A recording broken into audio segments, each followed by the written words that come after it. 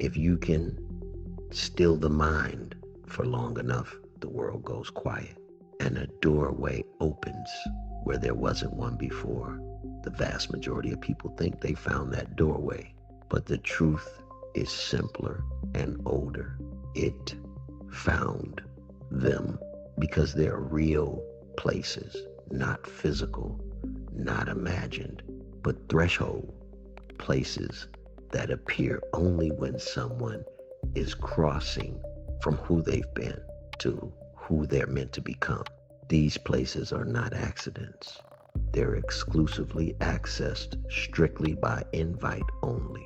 They emerge when life cracks you open, when a routine shatters, when the path you were walking can no longer carry the weight of your potential. Sometimes it shows up after heartbreak, sometimes after an injury, sometimes when a job falls apart, or an identity dissolves, or you wake up one morning and realize you can't keep pretending you're fine. When that happens, the world behind your eyes begins to rearrange itself, and suddenly a sanctuary appears. A room, a space, a metaphor, a vision, a place that feels like home before you ever walked inside, because some part of you has remembered it. These places come to people who are undergoing what ancient cultures call the crossing, the shift between chapters, identities, and destinies. And when you step into a crossing, you don't just need strength. You need somewhere to stand while you gather it. A place that teaches without preaching. A place that holds you without trapping you. A place that feels both familiar and entirely new. That is why sanctuaries appear right before someone changes their life, to prepare them to re-enter it as someone transformed.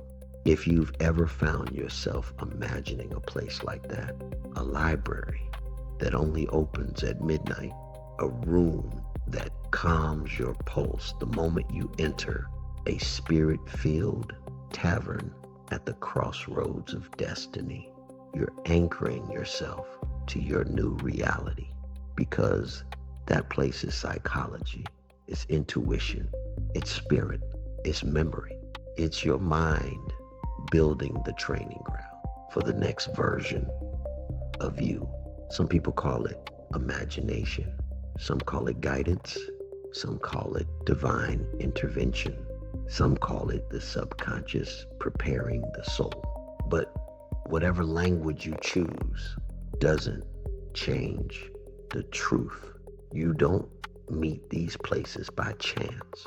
You meet them when you're ready, ready to shed an old identity, ready to rise into a new one, ready to stop surviving and start becoming. If a sanctuary has appeared in your life, a creative space, a mentor, a room in your mind, a vision that won't leave, or a feeling that says you're safe here for now, take it seriously. This is psycho-mythic architecture. These places are not permanent. They stay only long enough for you to gather what you need to walk into your next chapter with courage. And when you step through that chapter's doorway, the sanctuary won't disappear. It will walk with you in your habits, in your focus, in your discipline, in your imagination, in your quiet moments of strength. Because these kind of sanctuaries appear in order to remind you who you were always capable of becoming. And if one has found you recently, then your crossing has begun.